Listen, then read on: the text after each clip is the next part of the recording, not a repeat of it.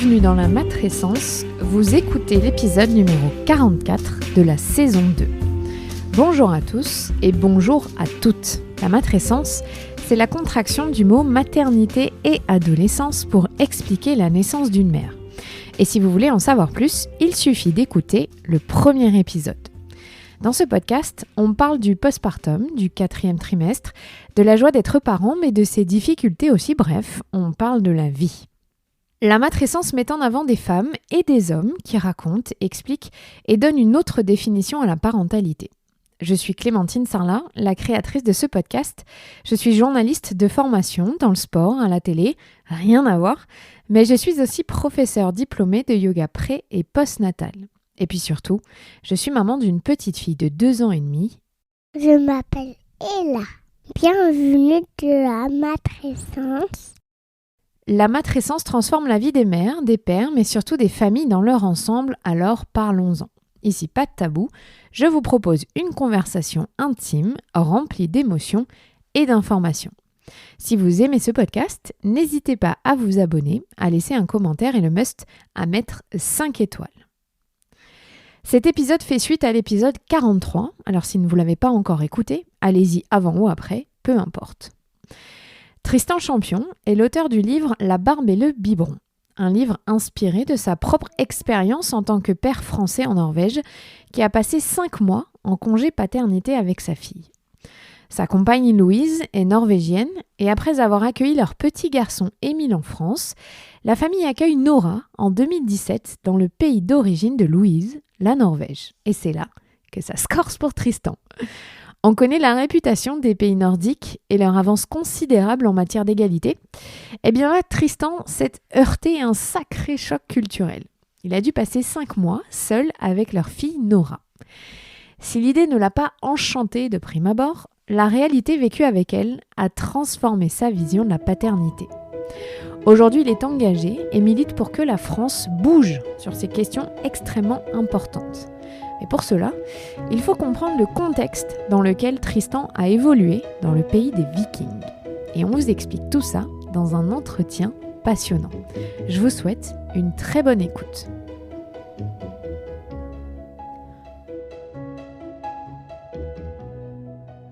Salut Tristan. Salut Clémentine. Merci beaucoup d'avoir accepté mon invitation pour parler de ton livre. On va parler beaucoup d'égalité homme-femme et notamment autour de la parentalité. Mais d'abord, tu es papa donc de 2 enfants.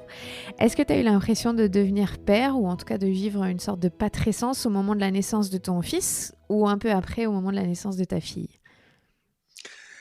Dès la naissance de mon fils Émile à Paris, il y a maintenant 6 ans de ça, je me suis quand même senti père forcément dès le premier, mais c'est vrai que c'est venu pas tout de suite, ça a mis un peu de temps, je dirais 2 semaines.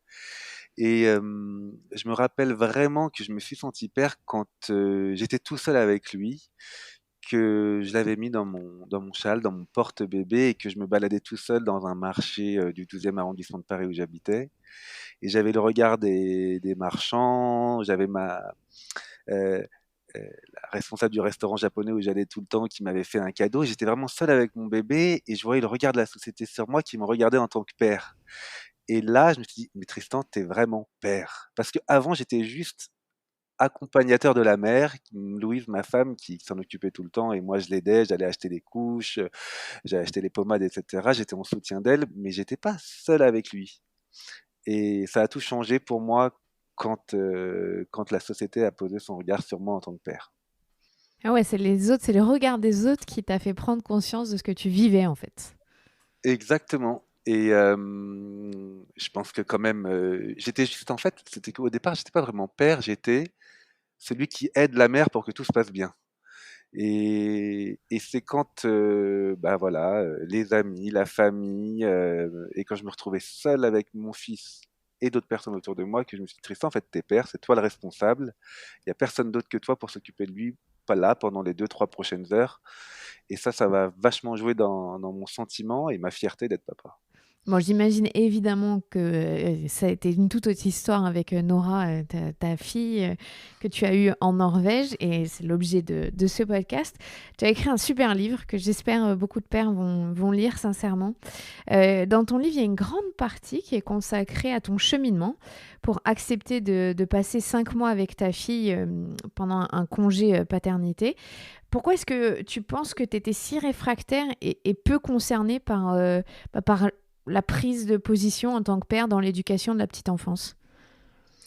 Ben, en fait, c'était pas du tout dans mes repères, structurellement par rapport à la société norvégienne où il est attendu que les pères s'occupent si longtemps de leurs enfants. Moi, j'étais pas du tout dans cet état d'esprit-là parce que en France, quand je travaillais à Paris, autour de moi, il y avait aucun père qui s'arrêtait plus de 10 jours pour s'occuper de leur enfant. Leur congé paternité était limité à ce que l'État donne, hein, donc 11 jours de congé paternité et quelques jours de congé de naissance.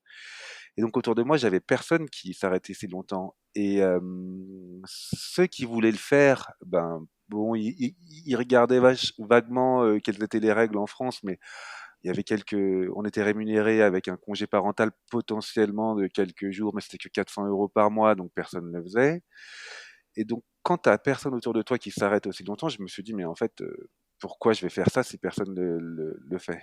Donc déjà, j'étais réfractaire parce qu'il y avait personne autour de moi en France qui le faisait, ni mon frère ou mes cousins, mes collègues. Ensuite, franchement, je vais être honnête, moi, je suis plutôt quelqu'un de carriériste ou un peu, moi, j'ai une ambition professionnelle et j'avais une angoisse, c'est que ma chef voit en moi potentiellement pas un mauvais employé, mais un employé qui va privilégier sa vie perso par rapport à sa vie pro si je m'arrêtais si longtemps. J'avais peur de m'étiqueter comme certaines femmes peuvent être étiquetées parfois, j'avoue, quand notamment Souvent, elles tu ont peux un le dire? enfant. Souvent? Souvent, en fait, ouais, en fait, souvent quand les femmes ont un enfant, j'ai remarqué en France, il y avait quelque chose qui me perturbait un petit peu, c'est que je comprenais que donc elles doivent s'arrêter, ça c'est la loi, c'est comme ça. Mais souvent, quand elles revenaient du congé maternité, elles étaient changées.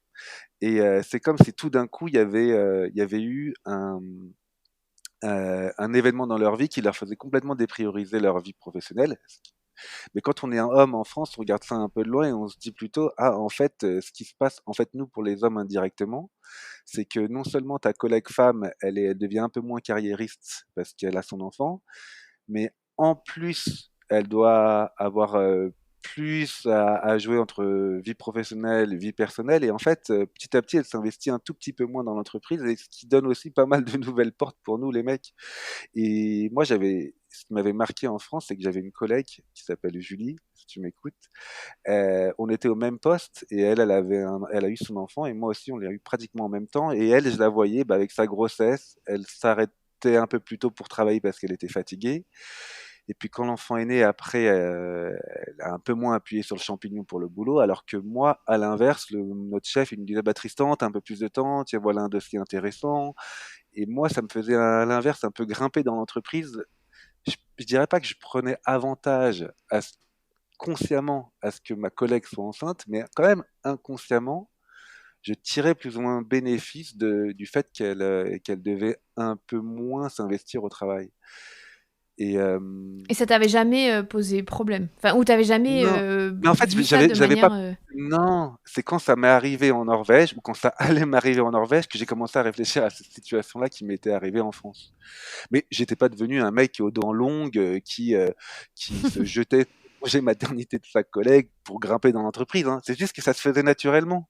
C'est genre, et ce qui était fou, c'est que moi aussi j'étais papa au même moment que elle était maman. Mais nos trajectoires professionnelles étaient hyper différentes. Et j'avais peur de la trajectoire de Julie, qu'elle soit la même pour moi en Norvège, puisqu'en Norvège, moi aussi, j'allais devoir prendre 5 mois de congé paternité. Tu vois, je te dis, j'allais devoir même. Comme j'en avais pas forcément envie, ça aussi, ça me faisait peur, l'impact professionnel. Et puis après, il y a le troisième truc qui me faisait un peu peur dans cette idée de congé paternité. Et là, j'avais écouté beaucoup de femmes qui en parlaient en France, c'était le fait d'être isolé et seul avec son enfant. Hmm. Ça franchement, j'entends beaucoup de femmes qui disaient: «Oui, c'est pas du tout une partie de plaisir, il y a beaucoup de il faut s'en occuper 24 heures sur 24, c'est pas facile et puis en plus, il y a pas beaucoup d'interaction. Qu'est-ce que je vais faire pendant si longtemps avec un bébé?» Ça franchement, ça m'enthousiasmait pas. Tu me dirais, reste un bébé, reste 5 mois avec un enfant de 4 5 ans, franchement, je le ferais direct. Un bébé de 5 mois à 1 an qui parle pas beaucoup, qui bouge à peine, c'était pas du tout quelque chose qui m'inspirait.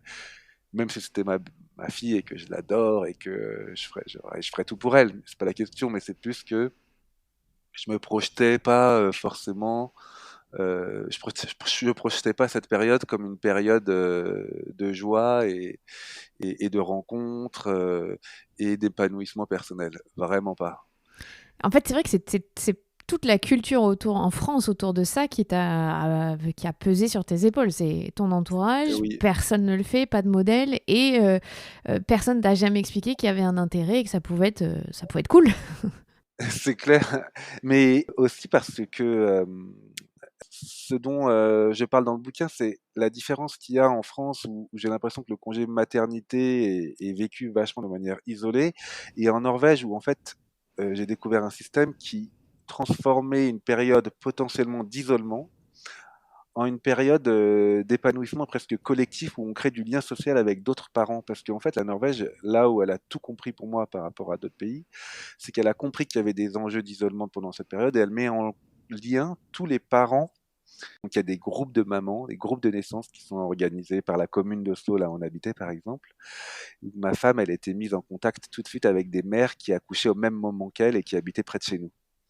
Et le but du jeu, c'est qu'elle se forme un groupe de naissance de 6 7 mères et qu'elles passent en fait les 4 mois de congé maternité ensemble et qu'après, les pères qui vont prendre le relais des mères pour leur congé paternité continuent et s'occupent aussi des enfants entre pères ou entre deuxièmes parents.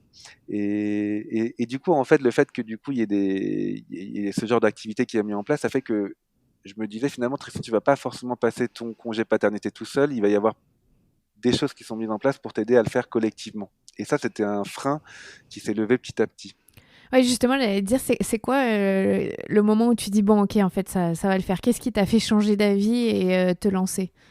En fait, j'ai demandé à des copains norvégiens, mais qu'est-ce que vous faites pendant votre congé paternité? Et pourquoi vous faites, enfin, moi, je leur ai dit, mais moi, je projette de l'isolement, mais qu'est-ce que vous faites concrètement? Et donc, j'ai un copain, Marvin, qui m'a dit, mais lui, c'est le spécialiste du congé paternité, il a adoré son congé paternité. Il me dit, Tristan, j'ai plein de conseils à te donner. Et puis, tu vas voir, à Oslo, tout est fait pour te faciliter la vie.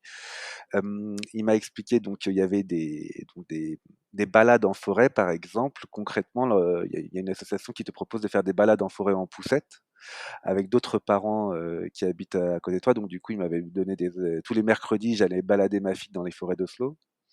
Des cours de papa et bébé swimming. Il m'a donné des cours de papa et bébé yoga, des conseils pour même, il y a des églises où tu peux faire des chants et chanter avec ta fille dans une sorte de chorale pour bébé. Il y a même des musées, par exemple, le musée d'art moderne, tous les jeudis, il organise une visite collective avec des parents en poussette, de manière à ce qu'on puisse aussi profiter d'œuvres d'art entre parents qui sont avec leur bébé. Et en fait, ce que j'ai trouvé génial, bon, il m'en a sorti des dizaines et des dizaines des conseils comme ça. Il m'a dit, tu verras, il y a plein d'activités pour toi, tu vas jamais avoir le temps de t'ennuyer. Si tu veux faire des choses et que tu es bien organisé, tu vas pouvoir les faire. Et ça, je t'avoue que ça m'a vachement aidé en me disant, en fait, ça se trouve, cette période, elle va être cool. Ça se trouve, j'ai rencontré des gens et ça se trouve, je vais découvrir même une nouvelle culture, de nouvelles personnes. Et ça m'a vachement décoincé. Ouais, donc tu as eu besoin que des pères qui avaient déjà expérimenté ça, finalement, c'est hyper important d'avoir des modèles. C'est hyper important d'avoir des modèles et puis aussi, c'est hyper important d'être un modèle parce que quand même, tu sais, en Norvège, 70% des pères prennent au moins 3 mois de congé paternité. Donc si moi, le Français qui habite là-bas, commençait à dire non, mais moi, je vais pas faire votre truc, parce que c'est pas obligatoire, hein, le congé paternité, t'es pas non plus obligé de le prendre.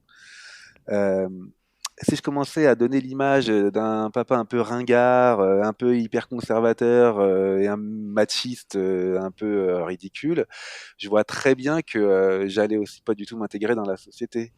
Et donc, du coup, j'avais aussi envie de donner l'image d'un père responsable, moderne. Et du coup, c'est pour ça que j'avais envie de le faire. Et contrairement à la France, où là, ça aurait vraiment fait tâche de me prendre seul 5 mois de congé paternité avec mon fils Émile, là, en Norvège, ça aurait fait tâche que je dise, oh non, non, non, moi, je prends pas de congé paternité pour toi, ma fille. Alors, ce qu'on va expliquer, c'est que le congé, il est rémunéré à 100%. Et est-ce que tu peux nous expliquer comment est-ce que ça se répartit, ces congés parentaux en Norvège? Est-ce que le modèle que vous avez choisi avec ta femme Louise? Oui, alors en Norvège, on a 10 mois de congés parentaux rémunérés à 100% du salaire qui sont à répartir entre la mère, ou le premier parent, et le père, ou le deuxième parent, avec quelques règles quand même. La première règle, c'est qu'il y a un quota de la mère, donc le congé maternité de 3 mois et demi, 4 mois minimum pour la mère, et un autre quota, le quota du père de 3 mois également. Et au milieu, il y a 4 mois à se répartir comme le couple le souhaite. Donc il y a une règle, c'est qu'on ne peut pas prendre les congés en même temps. Donc c'est d'abord la mère et ensuite le père ou le deuxième parent. Et les 4 mois au milieu, en fait, c'est une négociation entre les parents pour savoir qui va prendre combien. Donc par exemple, moi, mon couple, ma femme, elle est hyper féministe, elle est hyper égalitaire, ça doit être 50-50. Elle a dit, moi, je vais faire 3 mois qui me sont réservés plus 2, ça fera 5. Et toi, tu feras les 2 mois plus 3, ça fera 5 pour toi. Donc on a fait 50-50 dans notre cas. Mais dans la plupart des cas, il faut être quand même honnête, et là je m'adresse à pas mal de femmes, c'est que les femmes souvent en Norvège, elles aiment bien leur long congé maternité, donc elles absorbent le congé qui est dit à partager, ce qui fait que souvent les femmes, elles prennent 3 mois de congé maternité plus 4 mois de congé parentaux, ce qui leur fait 7, et les maris, ils prennent les 3 mois restants qui leur sont alloués. Parce que en fait, déjà, les pères parfois ils sont un peu quand même réticents à s'arrêter si longtemps, et les mères elles adorent cette période de congé maternité. Donc les 4 mois qui sont au milieu, qui sont à partager, souvent elles se l'accaparent. Et c'est souvent elles qui décident aussi parce que comme la mère a accouché, elle se sent un peu plus, c'est elle qui a fait le gros du travail, on va dire, et du coup, elle se sent un peu plus légitime à à décider comment les congés à partager va être répartis dans la famille. Et donc, du coup, souvent, les mères adorent prendre les 4 mois à partager et ne laissent que les 3 mois liés au congé paternité au papa. Je sais pas si j'étais C'est une vraie clair, tu vois, mais société, c'est une vraie société ouais. matriarche. Ah ouais, c'est clair, c'est la femme qui décide. Et moi, c'est ma femme qui a décidé, hein, je t'avoue. C'est ma femme qui a dit, écoute Tristan, on fait 50-50, moi je fais 5 mois de congé mat, tu fais 5 mois de congé pat. Moi je dis, non, mais déjà, Toi, t'as j'avais fait essayé que de 10 négocier jours. dans l'autre sens, quoi. Moi j'avais dit, attends, non, non. Bah, au début, moi j'ai fait 10 jours avec Émile à Paris, il a déjà 2 mois et 3 mois. Là, c'est déjà énorme. 5 mois tout d'un coup, non mais attends, qu'est-ce que je vais faire? C'est elle qui m'a dit non, non, non, non. Moi aussi, quand j'étais à Paris, parce que ma femme, elle n'a pas non plus super bien vécu son congé maternité quand on a eu notre premier en France. Elle se trouvait un peu seule, ça l'a pas forcément réjoui de se dire je vais prendre de 6-7 mois de congé maternité. Elle avait aussi envie de retourner au travail, elle est prof, elle avait envie de revoir ses collègues. Elle m'a dit après 4-5 mois, je suis très content de retourner au travail, puis c'est à toi de t'en occuper. Donc, t'avais plus le choix. Et non. Alors, tu as mené un vrai travail de fond journalistique hein, avec ce livre, entre les études, les statistiques. Qu'est-ce qui t'a le plus marqué par rapport aux inégalités hommes-femmes liées à la parentalité? Qu'est-ce que tu as vu qui t'a sauté aux yeux? Tu t'es dit, c'est incroyable en fait. En fait, il y a un premier truc qui m'a choqué, et c'est d'abord le fait que quand tu es en Norvège et que tu as entre 20 et 25 ans, post-adolescent, tu es en université ou tu étudies ou tes premiers boulots, tu sais que dans 5 ans, à peu près, bah, quand tu vas être père, tu vas passer au moins 3 mois potentiellement seul avec ton enfant. Et donc, du coup, tu sais que ça va t'arriver et tu projettes ce moment. Donc forcément, tout ce qui se passe autour de l'univers du bébé, ça t'intéresse. T'es obligé même, comment on change des couches, quel type de produit il faut acheter. Moi, je suis étonné sur le nombre d'adolescents qui me posaient des questions sur mon congé paternité en Norvège. Mec. Et donc, c'est pas seulement le fait d'avoir un congé paternité de 2 semaines, un mois et demi, c'est le fait que les hommes vont se retrouver seuls avec leur bébé qui change complètement le paradigme. Et moi, ça m'a vachement surpris parce que du coup, j'ai remarqué que beaucoup d'hommes aiment bien parler de bébés. C'est vraiment un sujet c'est un sujet commun. C'est-à-dire qu'en France, moi j'ai dit oui, les mamans, elles parlent de couches et de leurs problèmes de ventre et vas-y que je dois remuscler le périnée, etc. Et toutes les questions autour de la maternité que j'écoutais un peu de loin. Finalement, sur la paternité, on en discutait pas mal avec les Norvégiens. Ils sont complètement décomplexés dessus. Ils trouvent ça même hyper intéressant d'en parler. Donc voilà, ça m'a vachement surpris. Aussi le fait, bah, du coup, que dans le milieu du travail, tu t'imagines que les hommes, ils peuvent s'absenter entre 3 et 5 mois de leur boulot et que c'est hyper répandu. Donc, en termes d'égalité homme-femme au travail, en termes d'égalité des salaires, en fait, on est sur un pied d'égalité. C'est complètement différent de la France où tu sais que quand tu recrutes une jeune fille de 30 ans, potentiellement elle va se claquer des doigts pendant 3, 4 mois, voire 5. En Norvège, tu as le même risque pour l'homme comme pour la femme. Et ça change vachement, ça change beaucoup de choses. Et du coup, c'est assez rigolo parce que autour de la machine à café, souvent les petites blagues en entreprise, c'est à ton avis, ce mec-là, il va prendre 3 mois, 4 mois, 5 mois de congé paternité. Donc c'est plutôt des,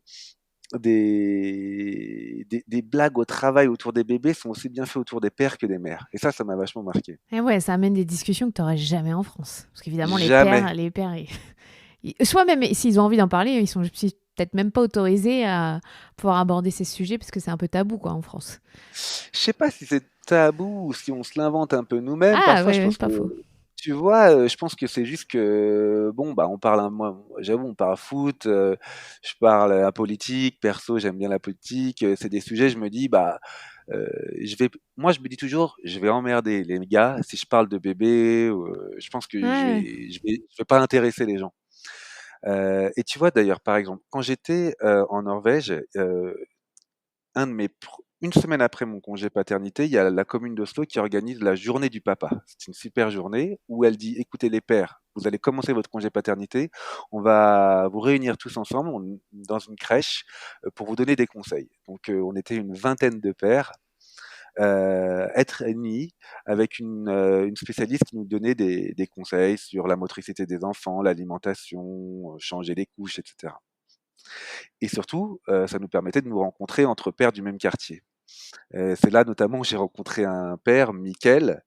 Et en fait, au début, je me disais, mais de quoi je vais lui parler en fait? Est-ce qu'on va parler foot? Est-ce qu'on va parler bébé? Est-ce qu'on va parler voyage? Comme je suis français, est-ce qu'il va me parler de la France? Comme les Norvégiens adorent la Côte d'Azur et Nice, moi je suis jamais allé en Côte d'Azur, mais eux ils sont tous allés et ils adorent cette partie-là de la France. Est-ce qu'on va parler de ça? Je savais pas de quoi on allait parler et je me dis, mais qu'est-ce qu'on va faire? Et là, direct, Michael, il me pose des questions sur ma fille. Est-ce qu'elle fait ses nuits? Est-ce que je galère? Il me dit, mais comment même tu fais quand tu vas aux toilettes? Est-ce que tu la mets dans un parc? Donc, il commence à me poser plein de questions là-dessus. Et c'est comme ça qu'on se parle et qui petit à petit il me dit bah tiens viens avec moi la semaine prochaine je vais faire de la pêche dans le fjord d'Oslo, on met nos bébés dans nos sacs à dos et on va pêcher ensemble. Et je sais pas, d'une manière hyper décomplexée, à m'inviter à une activité avec ses filles, j'ai trouvé que c'était vachement en fait, ça rend vachement vivant la période et ça me fait dire aussi, bah finalement, c'est toutes ces questions autour de l'éducation des enfants, ben c'est presque passionnant. Alors qu'avant, j'étais vraiment, je regardais ça vraiment de loin. Alors, quand vient ton tour donc de t'occuper de Nora, ta fille, comment est-ce que tu te sens? Ouais. Est-ce que tu dis ouf, allez, on y va, j'ai peur ou au final, tu es très heureux?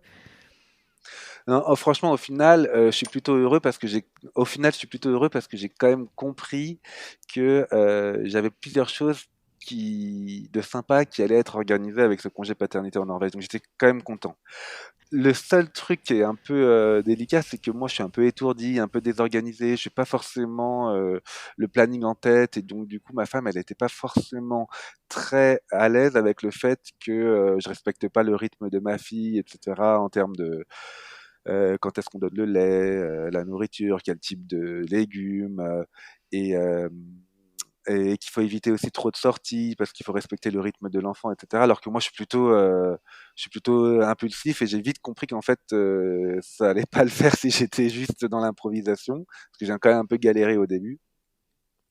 D'ailleurs, le jour où la crèche nous a invités pour réunir tous les pères, bah, moi j'étais une demi-heure, voire 45 minutes en retard parce que j'avais oublié la tétine, j'avais oublié le sac de rechange. Enfin bon, j'étais pas forcément hyper organisé. Et donc du coup, c'est vraiment ça. C'est ce qui me faisait peur, c'est le rythme. Est-ce que je dois écouter le rythme, avoir un rythme et j'ai petit à petit écouté les conseils de ma femme qui me donnait, d'écrivait des post-it pour ne rien oublier. Et petit à petit, ce que j'ai aimé, notamment dans les rapports avec ma femme, et elle, tu sais, elle a dû lâcher prise, hein, parce que aussi on parle beaucoup de l'implication des pères qui pourrait manquer dans l'éducation des enfants, mais on parle aussi rarement du fait que beaucoup de femmes aient des difficultés à lâcher prise, à dire ok, c'est toi qui t'en occupes, je te fais confiance, il n'y a pas de problème. Il y a beaucoup de mères qui veulent quand même garder le contrôle de l'éducation. Et la Norvège, elle leur dit non, non, non, vous allez travailler, c'est le père qui va s'en occuper. Et Louise, elle me dit bah voilà, au bout de 2 mois, j'ai compris que c'est toi qui savais, qui connaissais mieux le rythme de Nora que moi. C'est toi, Tristan, qui sais ce qu'elle veut. C'est toi qui sais si elle peut rester 1 heure de plus dehors pour crapahuter avec d'autres enfants. Et donc, du coup, petit à petit, elle a dû accepter que c'était moi qui drivais, qui prenait vraiment en main l'éducation de notre fille. Et c'est ce cheminement-là, quand on voit comment ma femme a un peu lâché prise, et du coup, elle en a quand même profité pour aller sortir avec ses copines. Elle en restait un peu plus au boulot parce qu'elle avait aussi la directrice de l'établissement dans lequel elle travaillait, elle voulait qu'elle s'implique plus. Donc, du coup, ma femme, elle s'est aussi plus impliquée professionnellement. Et moi, à l'inverse, je donnais le bain à la fille, je racontais toujours des histoires aux enfants, donc j'étais vachement, vachement impliqué. Donc, tu as eu la sensation de prendre beaucoup plus confiance en tant que père pour ce deuxième enfant parce que bah, tu étais le référent et au final, ce qu'on dit la figure d'attachement, Exactement. quoi. Oui, la figure d'attachement. Et je raconte notamment dans le livre, il y a l'anecdote où mon fils joue avec un chariot et écrase malencontreusement les phalanges de ma fille qui se met à pleurer. Donc, et forcément, c'est le drame et elle pleure très fort. Et il y a ma femme qui tend les bras pour la consoler. Et en fait, ça fait 3 mois qu'elle est avec moi toute la journée. Et la première chose qu'elle fait, c'est que elle veut les bras de son père pour se réconforter. Et donc, du coup, elle se calme dans mes bras. Et je vois que ma femme qui voit cette scène-là et qui doit se dire, ah ouais, quand même, il y a de l'attachement qui s'est formé entre ma fille et moi. Alors, elle rigole aussi parce que du coup, la nuit, eh ben, c'est pas elle qui se réveille pour, pour donner du lait puisque c'est ma fille, elle voulait moi pendant la nuit. Donc, du coup, c'est moi qui me tape le biberon, les 3 décilitres d'eau pour une cuillerée de poudre en lait, 5 fois ça fait 150 millilitres, je les connaissais par cœur. Mais ça t'a pas Et fait comme ça avec ton fils? ah non, franchement, j'avoue, avec mon fils, bah moi je bossais, Louise elle bossait pas, donc c'est elle qui se levait la nuit, et moi je devais partir à 7 heures du matin. Enfin, c'était un deal implicite entre nous, quoi. En fait, on n'en avait même pas parlé. Et mais de toute façon, c'est ça qui est trop fort avec la société norvégienne, c'est que ça installe une discussion au sein du couple, ce système. Hmm. Imagine que toi, même toi Clémentine, tu as ton enfant qui va naître et tu te dis, tiens, j'ai 10 mois de congés parentaux à me répartir comme je le veux entre moi et mon mari ou mon mec, je sais pas si t'es marié. Tu te dis, qu'est-ce que vous allez commencer à en parler déjà. Vous allez vous dire, alors toi, est-ce que tu voudrais plutôt en prendre 3 et moi 7, moi 3 et toi 7. Est-ce que toi, tu as une envie professionnelle qui fait que bah, finalement, tu sens que c'est pas forcément le moment de t'arrêter longtemps, alors que lui, le mari, potentiellement, il se dit, oh, je suis entre deux boulots, j'en ai un peu marre, je m'arrêterai plus longtemps pour m'occuper de mon enfant. En fait, il y a une discussion sur quel type de mère on veut être, quel type de père on veut être, quel type de couple on veut être. Et cette discussion, on l'a pas en France. Ah, c'est clair, t'as raison. C'est figé, c'est Elle figé. n'existe pas, cette discussion. Non, et moi, je t'avoue que j'ai pas trop eu la discussion parce que ma femme, elle m'a dit, écoute, on fait 50-50, c'était une dictateur, elle m'a dit, ok, j'ai dit d'accord, j'ai suivi les conseils. Mais je la remercie, hein. D'ailleurs, je lui dis, je lui dédie le livre, hein. Le livre, il est dédié à Louise parce que c'est elle qui m'a fait prendre conscience que ça pouvait être une super période et que c'était aussi un luxe, hein. T'imagines, tu vis dans un pays qui te dit tu peux t'arrêter 5 mois, t'es payé 100% pour t'occuper de tes enfants. C'est quand même magique. Il y a rien à dire. Donc du coup, j'adore cette société norvégienne parce qu'elle te fait poser des questions au sein du couple et ça transforme un système subi et figé en un système choisi avec une concertation au sein du couple. Et moi, je pense que c'est ce que dont la France a besoin, hein. C'est ce dont la France a besoin. Et je vais être honnête, hein, c'est sympathique d'allonger le congé paternité de 2 semaines à 3 semaines ou un mois. Je suis vachement impliqué dans ces questions-là en France. Je milite vachement. Mais on va pas changer la société en donnant 2 semaines à un mois au père. C'est pas ça qui va changer la société. Ce qui va changer la société, et en tout cas, moi, ce qui m'a changé et ce que je vois autour de moi qui change les pères norvégiens par rapport aux pères français, c'est de se retrouver seul, comme un grand, comme un homme, j'ai envie de dire, avec son enfant pendant 2, 3, 4 mois. Ça, ça change au niveau professionnel, au niveau personnel, au niveau de son rapport avec son enfant, même son rapport avec sa femme, ça change énormément. Parce que du coup, moi j'étais plus dans l'attente de dire c'était Louise qui avait toujours les idées pour sortir les enfants. Et on va faire ça. J'ai vu qu'on pourrait aller en piscine, faire du bébé nageur avec Émile. C'était vachement elle qui était proactive, alors qu'avec Nora, comme je connaissais presque tout qu'on pouvait faire à Oslo, c'était plutôt moi qui disais écoute, voilà, qu'est-ce que je disais? Bah, tiens, je sais plus Clémentine ce que je Non, mais disais. si, dans le livre. Non, mais d'ailleurs, je trouve que dans le livre, ça m'a vachement marqué parce que tu dis, Ouais, avant toutes les questions d'éducation, qu'est-ce qui est le meilleur pour ma fille, je m'en fichais complètement et c'était pas du tout un truc oui, qui m'intéressait. Et aujourd'hui, je me pose même la question, est-ce que la pédagogie Montessori, c'est mieux qu'une autre? Voilà. Mais exactement. moi, ça m'a Mais frappé parce que c'est vrai que c'est des choses qui sont de la charge mentale de nous, les femmes. Et nous, on s'y intéresse. Et ouais, rarement, ouais. vous prenez le lead là-dessus.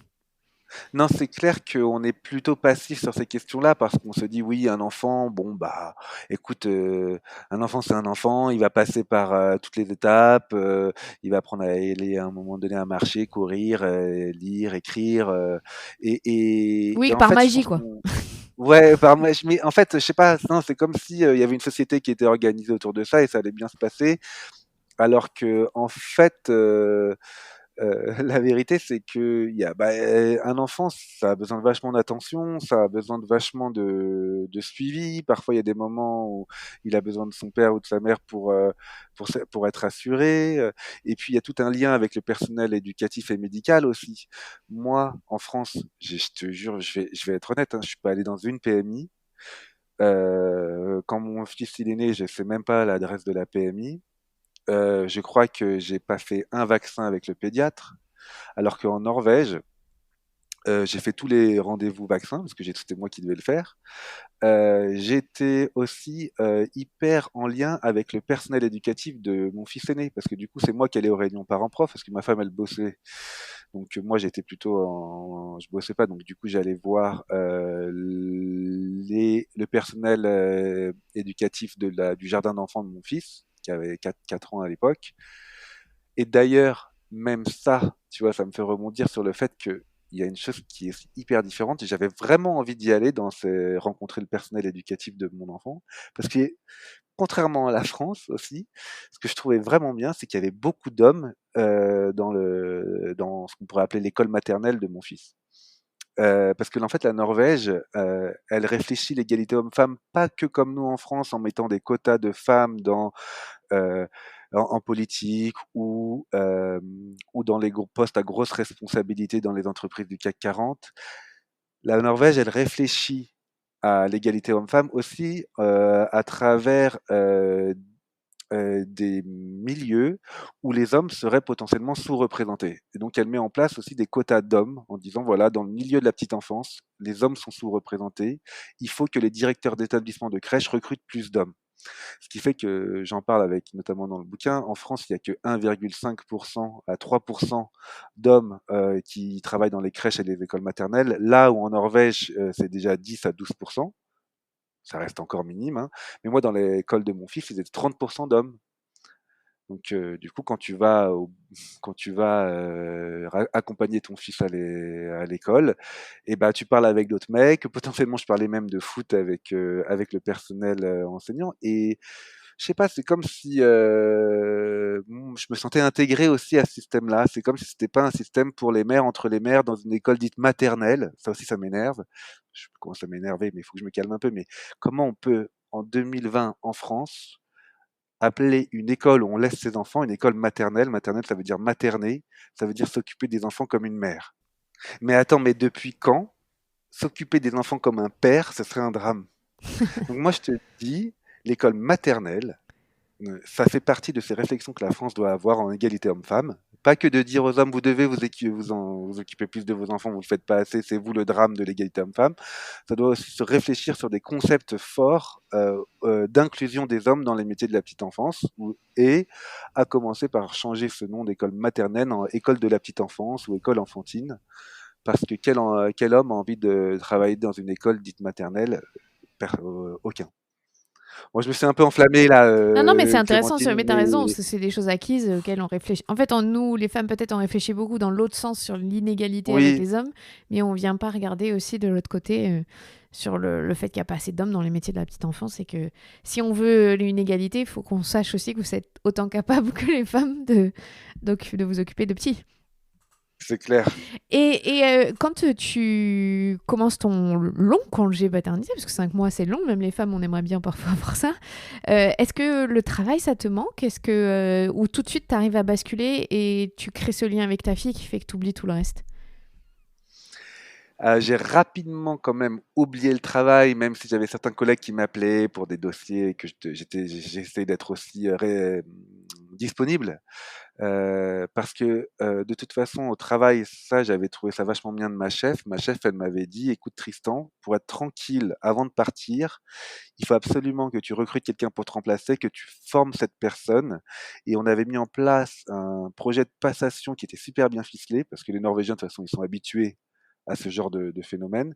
Et donc, du coup, j'avais vraiment carburé juste avant de partir pour vraiment bien laisser mes dossiers être tranquilles. Et donc, du coup, j'ai pu quand même me dire, t'es 100%, voire 130% avec ta fille, t'es tranquille, ça va déjà être du boulot. Et en plus de ça, il y a plein d'activités qui se passent autour. Donc, du coup, j'ai vite oublié le boulot et je me suis vite mis à chercher comment j'allais m'épanouir pendant cette période. Et puis aussi, j'ai rencontré aussi des pères français en Norvège, parce que du coup, en fait, quand même, ce qui s'est passé en fait pour mon cas, c'est que, comme je t'expliquais au début, souvent il y a les groupes de naissance où il y a les mères qui se retrouvent ensemble pendant 5 mois et puis après les pères prennent le relais de ce groupe de naissance. Mais comme moi, ma femme, elle avait pas forcément, eu d'accroche avec les autres mères qui étaient dans son groupe de naissance, parce que bon, la Norvège te met en relation avec d'autres gens, mais c'est pas non plus dit que ça devient tes meilleurs amis pendant les 4 prochains mois et que tu vas forcément être content ou contente de passer du temps avec des gens avec qui t'as pas forcément beaucoup en commun.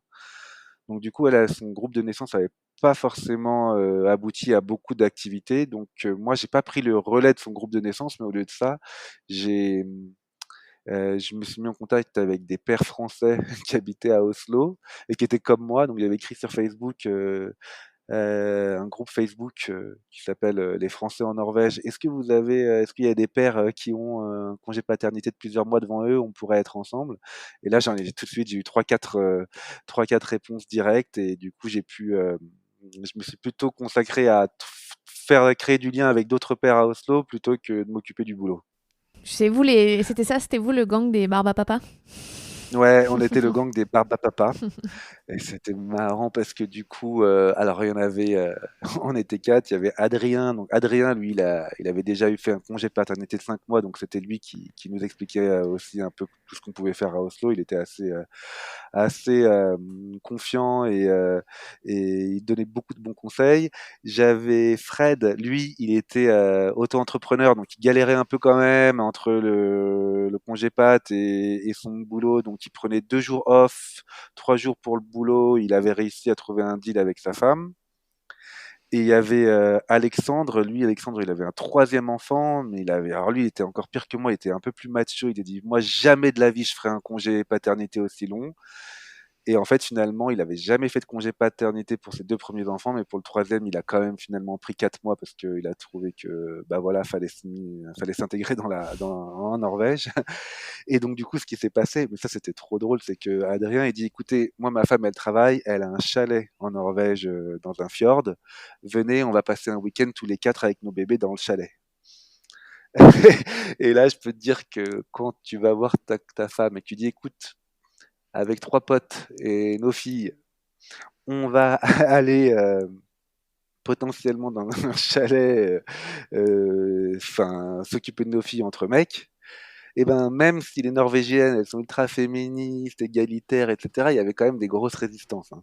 Parce que laisser sa fille comme ça aussi longtemps, il n'y a pas toutes les femmes qui le font. Et finalement, on l'a fait, on s'est bien marré, même si franchement, j'en raconte dans le livre, c'est un chapitre qui s'appelle Les quatre mousquetaires dans les fjords, ou un truc comme ça, où franchement, à 20h, on était tous couchés, on était tellement crevés, on avait tellement galéré avec les enfants que moi, en plus, ma fille, elle faisait pas ses nuits.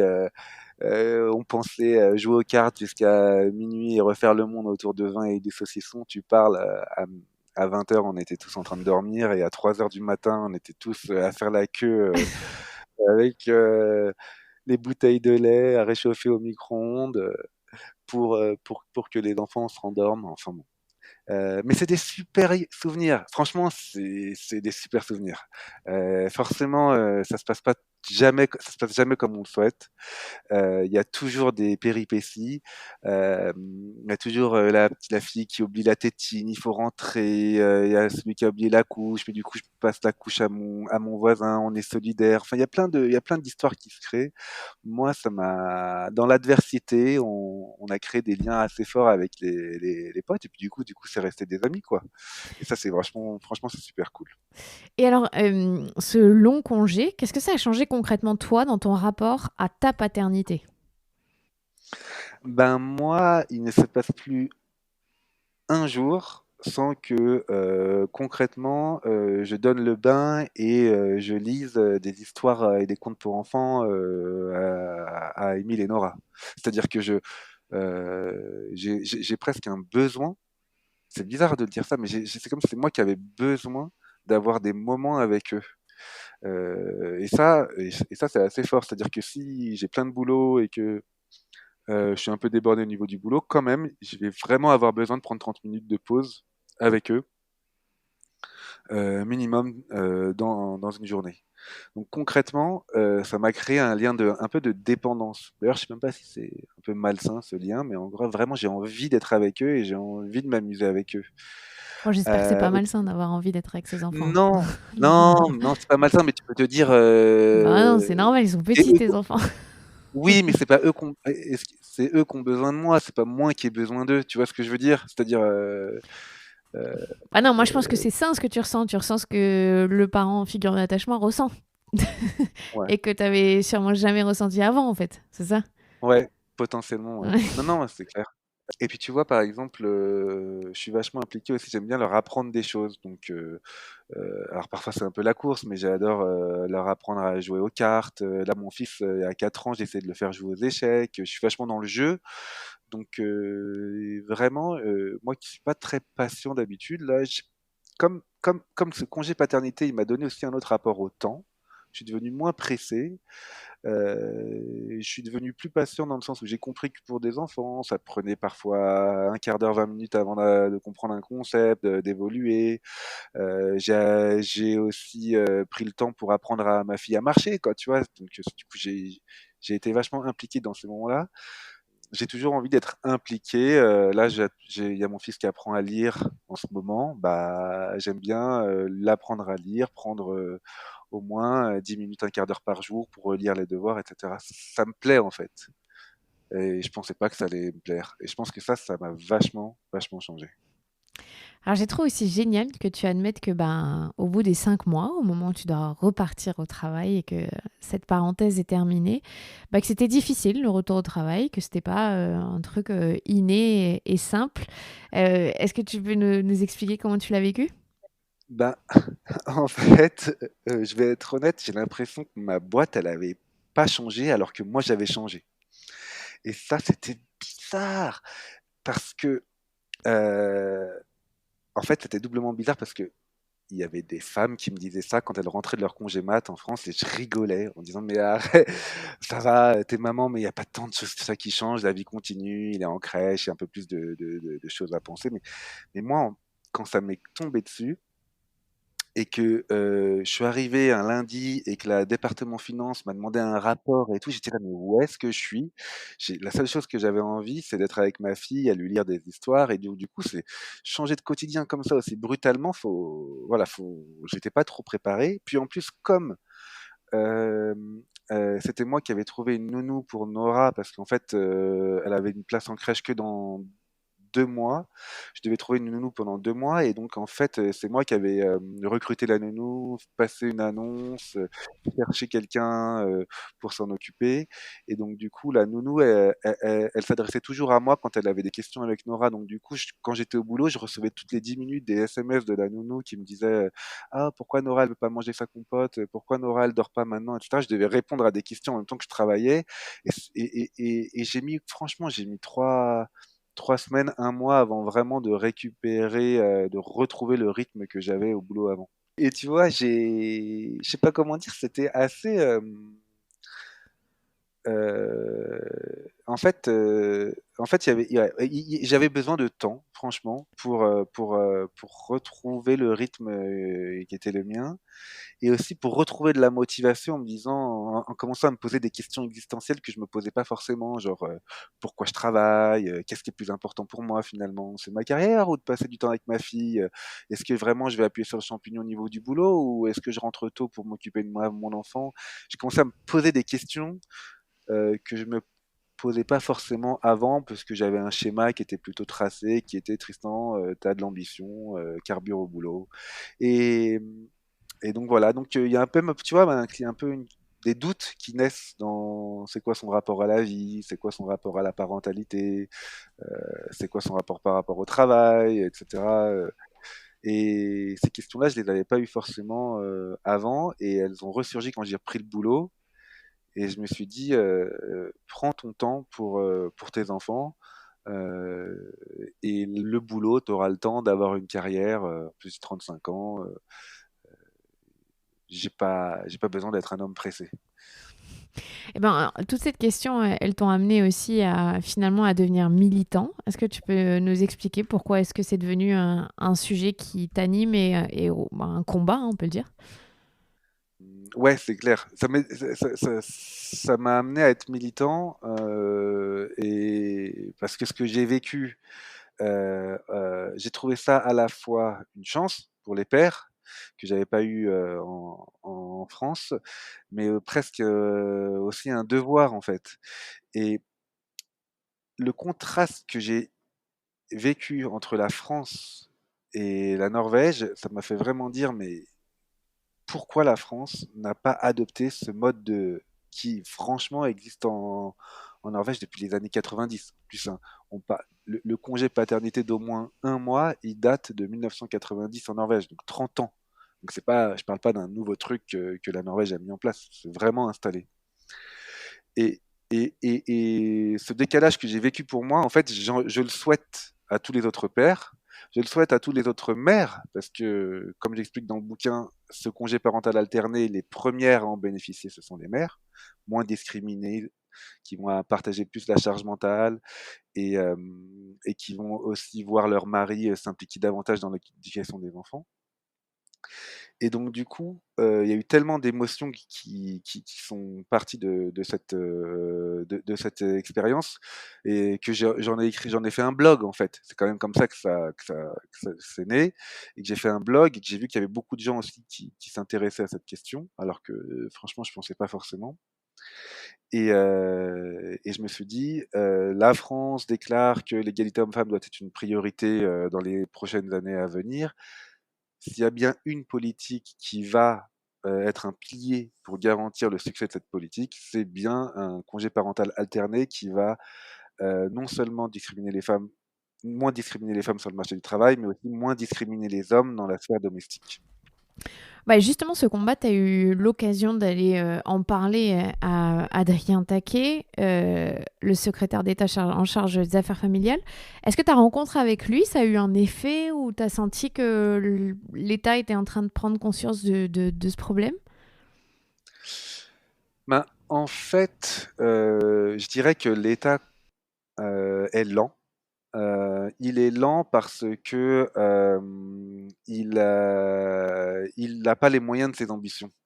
Moi, ce que j'ai senti, c'est que en fait, il y avait une grosse question budgétaire derrière. C'est-à-dire qu'en gros, et je vais juste donner un petit chiffre, donner un ou 2 mois de congé paternité 100% rémunéré en France, ça voudrait dire que l'État investisse en gros entre genre 700 millions d'euros potentiellement par an, voire 1 milliard selon les chiffres. Mais tu vois, il y a quand même un enjeu budgétaire. Et je pense que l'État, il est un peu prisonnier de ça, c'est-à-dire qu'il se dit, ah, il va falloir réengager euh, budgétairement, alors qu'on est déjà endetté, alors qu'il y a d'autres priorités potentiellement sociales en France. Et je vois bien que, en fait, dans le fond, Adrien Taquet me dit, mais c'est super comme modèle, c'est vers ça qu'on doit tendre. Mais j'ai l'impression qu'il n'a pas forcément les moyens de le mettre en place. Et donc, du coup, ça tourne un peu. On regarde un peu les autres pays. Alors, le Portugal a avancé, l'Espagne a largement avancé, la Suède, la Norvège et la Finlande, c'était déjà le cas. Mais nous, on est vachement à la traîne. Et, euh, et je pense que ce qui bloque, c'est le financement. Et c'est ça que j'ai ressenti vachement avec Adrien Taquet quand je l'ai vu. C'est-à-dire que oui, sur le fond, mais sur la forme, ça va être compliqué. Alors j'ai donné des pistes, hein, parce que du coup, la Norvège, elle rétribue à 100% les salaires des pères et des mères, mais du coup, qu'est-ce qu'elle fait en contrepartie? C'est qu'elle propose pas de place en crèche avant que l'enfant ait 1 an. Donc Il y a elle une réalise économie. aussi des économies. Ah bah ouais. C'est-à-dire que budgétairement, il y a des études qui ont montré qu'un enfant, ça coûterait environ 1 700 € par mois en crèche, entre le personnel à payer, les frais de structure, les assurances, etc. L'État dépense en moyenne 1 700 € par mois pour un enfant en crèche. Ah, franchement, si tu donnes 2000, 2200 €, j'en sais rien, le salaire médian en France, c'est à peu près ouais, de 1800, 2000 € par mois au père pour s'occuper de leur enfant. Bah, finalement, tu peux te dire que dans la balance budgétaire, ce que tu dépensais en crèche, tu peux le dépenser en congé parental. C'est une piste. Je dis pas que ça va faire un jeu à somme nulle, hein, parce que forcément que il y aura forcément toujours besoin de crèches en France. Euh, mais au moins avoir des pistes de réflexion. On se dit comment je peux faire des efforts budgétaires sur d'autres postes pour financer le congé paternité ou le congé parental. Donc c'est en cours de réflexion et le nerf de la guerre, C'est comme en d'hab, cours de c'est de l'argent. réflexion. C'est en cours de réflexion. Ça devrait arriver avec, je pense qu'ils vont arriver avec quelque chose qui va dire congé paternité d'1 mois. Hmm. Et puis il faut déjà se réjouir de ça. Je pense qu'il faut pas non plus faire la fine bouche et que si ça arrive, c'est déjà cool, c'est déjà un super pas en avant. Mais moi, je peux te dire, je lâcherai pas le fait que le modèle nordique, il sera toujours en avance et que ce que la France s'apprête à faire en 2020 a été fait il y a 30 ans en Norvège en 1990. Donc, il y aura pas de quoi dire on est les champions de l'égalité homme-femme parce qu'on fait ça, tu vois. Mais c'est comme tu dis, on va pas faire la fine bouche, ce serait déjà bien. Tu as eu beaucoup de relais dans les médias. Est-ce que ça t'a surpris ou au contraire ça montre que bah, ça devient une vraie question de société aujourd'hui? Ça m'a vachement surpris, mais ce qui m'a surpris en fait, c'est que j'ai eu beaucoup de relais dans les médias féminins. Mon blog, mon engagement au départ, il était pour les pères. Et, et d'ailleurs, quand j'écrivais mes histoires dans mon blog, je me disais, je pensais à mon pote Julien, à mon pote Jérémy, à mon pote Philippe Tachou, etc. Je disais, ah, j'aimerais bien que vous lisiez ça. Dès mon troisième article, j'ai compris qu'en fait, 90% des lecteurs, c'était des lectrices. Et donc du coup que en fait finalement c'était les femmes qui s'intéressaient plus à la question du congé pat que les hommes. Ça m'a surpris. Et puis dans les médias, bah, c'était la même chose. Qu'est-ce qui s'est intéressé à moi? Tous les médias féminins, les Marie-Claire, les femmes actuelles. Je ne sais pas si j'ai le droit de donner des noms Si, si, bien sûr, vas-y. ouais. Euh, les Simone Média, par exemple, les médias féministes. Euh, et aussi, quand même, et là j'étais content, les médias plus généralistes qui ont France Info, Brut, etc., qui sont venus aussi soit en Norvège me filmer, soit pour la sortie de mon bouquin m'aider à faire la promotion. Ce qui m'a surpris, c'est vraiment que c'était un projet porté par les femmes en France et porté par les médias féminins. Et même personnes qui m'achètent dans mon bouquin, ce sont aussi des femmes et qui m'écrivent pour me dire ah j'ai bien aimé ou j'ai pas aimé ton bouquin, c'est plutôt des femmes. Et donc ça m'a vachement surpris, mais quand même ultra positivement que petit à petit je vois qu'il y a plein de mecs qui commencent à s'engager, de plus en plus d'ailleurs. C'est juste que je pense que c'est ce que me disaient mes potes, ils me disent Tristan, on lisait tes histoires, on les cliquait sur tes liens, on les écoutait tes vidéos. C'est juste qu'on réagissait pas, on montrait pas. En fait, j'allais pas montrer à tout le monde que j'aimais ton truc, que j'allais envie de j'allais pas partager tes histoires parce qu'après ça allait me retomber dessus. C'est ça qu'il me disait. Et en fait, il y a une sorte d'adhésion passive du monde masculin autour de cette question, mais qui est en train d'évoluer et qui va évoluer super rapidement. Là, j'ai confiance. Et je pense que moi, j'ai aidé aussi un peu à décomplexer ça à mon niveau, en disant les gars, on a le droit d'en parler, on a le droit de kiffer, on a le droit de ne pas aimer, d'aimer, on a le droit D'être impliqué. de- d'être impliqué, de parler de parentalité. Après, je veux dire, les femmes, elles monopolisent le truc. Enfin, c'est hyper dur aussi d'avoir une place dans le milieu féminin de la parentalité. Quoi. Moi, il y a plein de femmes qui m'ont dit, regardez ce blog de mec qui connaît rien. Enfin, j'ai été critiqué par plein de femmes sur le fait que je faisais mal des choses. Enfin, vous êtes aussi à certains égards dans le jugement Hmm. perpétuel. Enfin, il y a des choses hyper dures hein, que j'ai pris dans la tronche. Euh, ah regarde sa femme elle allaite pas parce que du coup tu vois par exemple il y a la question de l'allaitement en Hmm. Norvège qui est posée. Ah il faut allaiter plus aussi longtemps, si les hommes se mettent à s'en occuper des enfants la femme va plus allaiter, nanana. Enfin, il y a une sorte d'agressivité, c'est pas si simple que ça comme sujet je trouve, et quand t'es un mec que t'arrives là-dedans t'es vachement vite balayé parfois, décrédibilisé aussi, mais je trouve que c'est aussi hyper passionnant parce que du coup il y a des échanges qui se créent. Ça me permet aussi moi d'essayer de faire vachement attention sur la manière dont on écrit les choses quand on parle de ces sujets-là, parce qu'il y a des femmes qui sont dépressives après des accouchements, mais il y en a pour qui ça se passe très bien. Il y en a qui veulent absolument passer un an avec leur bébé, il y en a qui veulent passer un jour. Enfin, tout le monde est différent. Et moi, j'ai juste essayé de dire à travers mon livre, il y a un système qui est à 2 heures d'avion de chez nous, qui rebat les cartes de l'égalité homme-femme, qui donne la place à qui veut dans le couple, qui est basé sur la concertation. Allez-y. Et franchement, j'ai vu les Français sont prêts pour ça, et les Françaises. Et j'espère que ce combat, ce débat va continuer dans les 2, 3 prochaines années, parce que un mois de congé pat, et ben on va pas s'arrêter là. On sera plus exigeant et on ira toujours plus loin.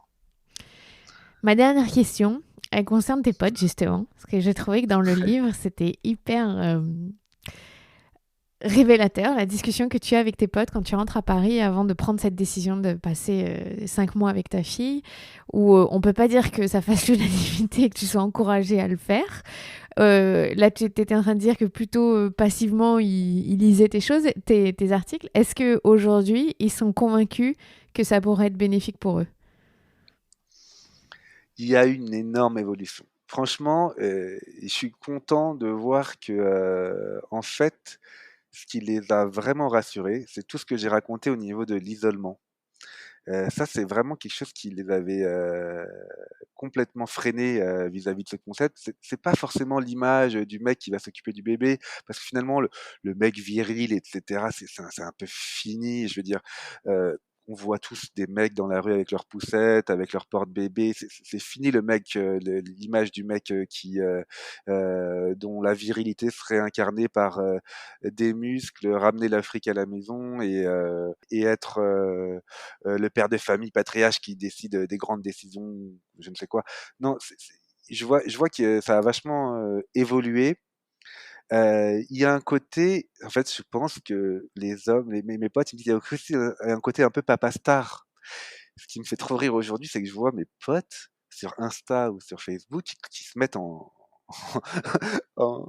train de se mettre en scène pour montrer comment ils s'occupent de leur enfant, qu'ils font des jeux concours avec leurs enfants, euh, les selfies dans le parc, la barbe à papa pour l'aîné, etc. Je vois qu'il y a une nouvelle mise en scène des pères. Et d'ailleurs, je voulais écrire un article qui s'appelle Papa, c'est quoi un Instadad?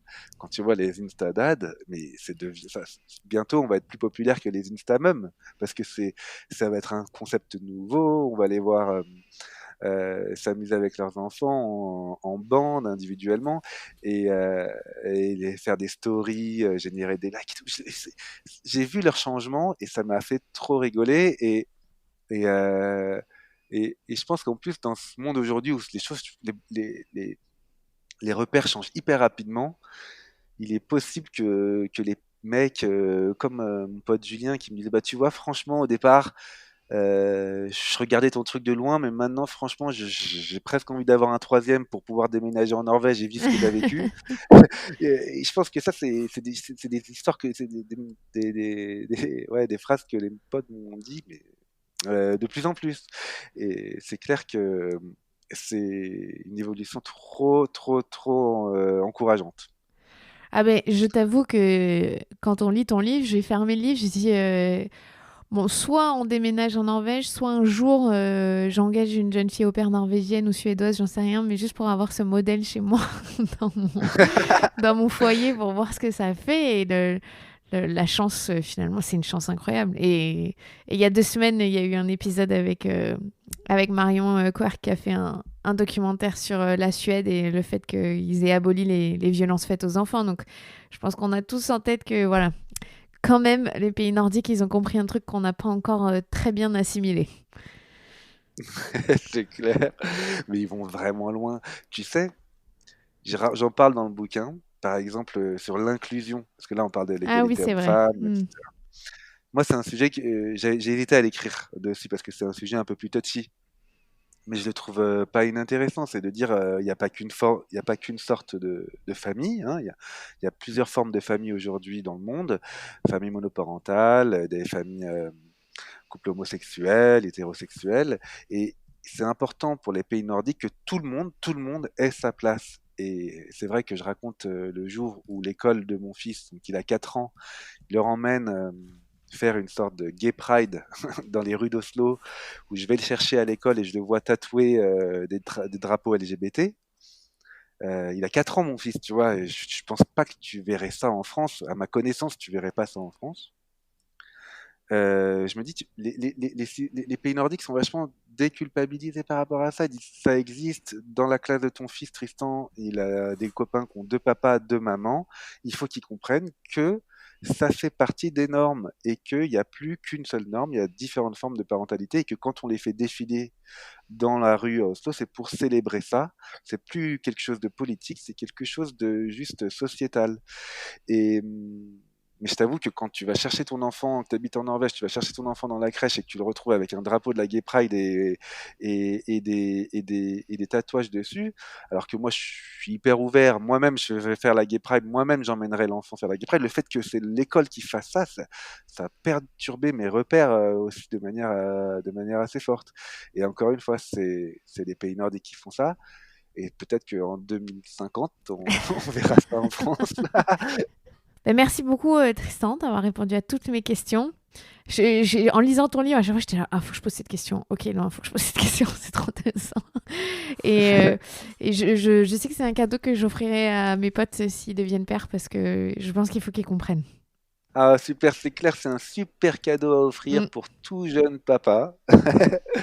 pour toute personne qui aime l'égalité homme-femme, qui a envie de s'évader avec le système scandinave, qui est même, je dirais, Non, même surtout offrez-le à ceux des qui gens. sont sceptiques. Ah Exactement, ouais. exactement. Offrez-le à ceux qui vous disent le congé paternité, c'est un truc de ringard. Offrez-le à eux, parce que c'est écrit par quelqu'un, moi, qui n'étais pas forcément féministe à la base. J'étais pas forcément le première personne avec des grands concepts égalitaires. C'est vraiment le système qui m'a transformé. Bon, après, précisons que tu es mariée à une Norvégienne, donc quand même, quelque part, tu étais un petit peu J'avoue, ouvert à ce genre de questions. j'avoue. Mais elle m'a pas laissé le choix.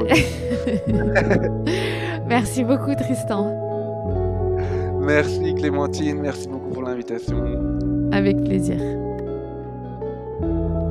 C'était Tristan Champion, auteur du livre La Barbe et le Biberon aux éditions Marabout. Je suis Clémentine Sarlat, votre hôte, et vous pouvez retrouver plus d'informations sur la matrescence sur les réseaux sociaux @la matrescence, sur Instagram surtout, et un peu sur Facebook. J'ai aussi ouvert un compte YouTube avec des cours de yoga réservés aux femmes enceintes et aux nouvelles mamans. Alors à la semaine prochaine et surtout, prenez soin de vous.